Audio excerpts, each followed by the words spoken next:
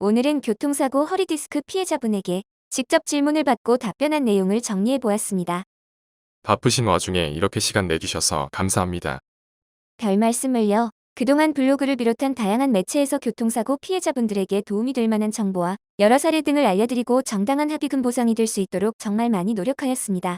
그리하여 많은 분들께서 고맙다고 이야기해 주시고 또한 항상 많은 관심을 가져주셔서 저뿐만 아니라 함께 일하는 사무실 직원들도 많은 힘이 되고 있습니다. 네, 그렇군요. 앞으로도 더욱 좋은 정보와 도움을 주시기 바라면서 오늘은 교통사고 허리 디스크를 주제로 말씀해 주신다고 하셨는데요. 그렇습니다. 실제 사건을 중심으로 짧게 이야기해 드리겠습니다. 특히 교통사고 허리디스크로 인한 후유장애에 대해서는 아직도 많은 분들이 잘 알지 못하시고 지나갈 수 있는 부분이 있기에 이 부분을 중점적으로 이야기해 드릴 것이며 오늘의 핵심 주제이기도 합니다. 네, 알겠습니다.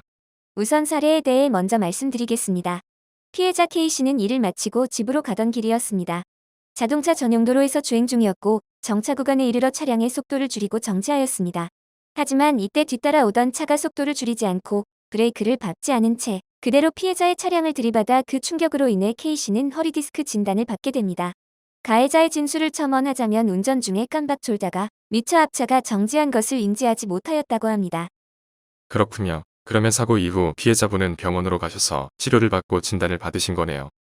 통상 경미한 추돌사고 같은 경우 염좌와 같은 진단을 받게 되지만 K씨 같은 경우는 차량의 파손 정도가 심하였고 교통사고 이후 허리의 통증과 다리 저림이 일주일 이상 계속되어 주치의로부터 MRI 검사가 필요하다는 소견을 받게 되었으며 결국 허리디스크 진단을 받은 사례입니다. 그렇다면 앞서 말씀해 주신 것처럼 이러한 상황에서 피해자분이 아셔야 할 중요한 정보나 도움이 될 만한 내용을 말씀해 주실 수 있나요? 네, 당연히 그래야지요. 우선은 주치의에게 어디가 어떻게 아픈지 증상에 대해서 정확하게 이야기하는 것이 중요하며 이에 따라서 필요한 검사를 받고 진단을 받으셨다면 주치의의 설명을 듣고 적절한 처방 등을 받아 본인에 맞는 치료 방법을 찾는 것이 가장 중요하겠습니다.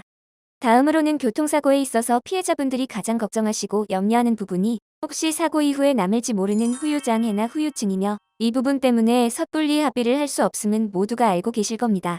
특히 허리디스크로 인한 후유장애에 대한 보상은 보험회사에서 제대로 보상을 해주지 않을 뿐더러 빼놓거나 반영하지 않고 마무리하려 하기 때문에 문제가 되는 것입니다.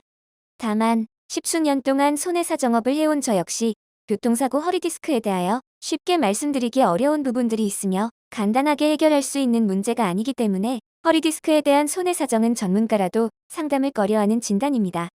그렇다면 실제 사건의 피해자 K씨는 어떻게 되셨습니까?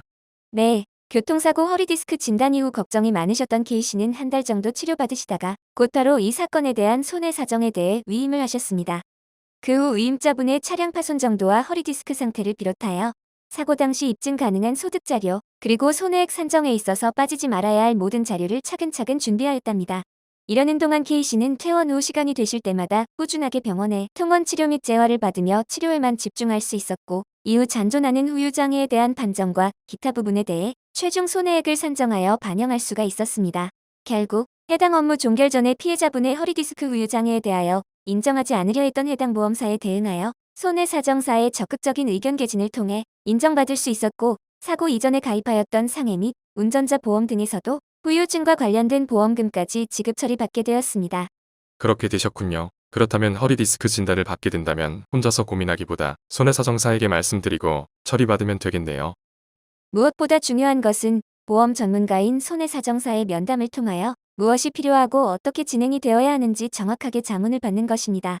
하지만 허리디스크에 대한 진단을 받는다고 하여도 모두 후유장애에 대한 기준에 부합되는 것은 아니며 신경병증의 정도와 피해자의 소득 그리고 과실 비율에 따라서 손해액이 다르게 산정된다는 것을 명심하여 주시기 바랍니다.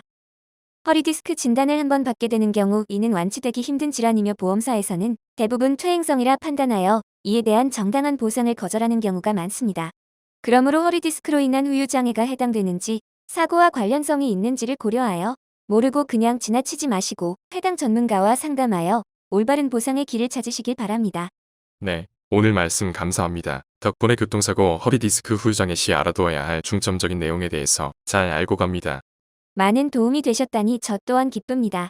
저희의 상담 창구는 항상 열려 있으니 주저하지 마시고 언제든 연락해주세요. 교통사고 허리디스크뿐만 아니라 각종 배상 책임 보험의 피해자들이 찾아오실 수 있도록 항상 좋은 정보를 전달해드리고 해결 방안에 대해서 상담해드리도록 하겠습니다.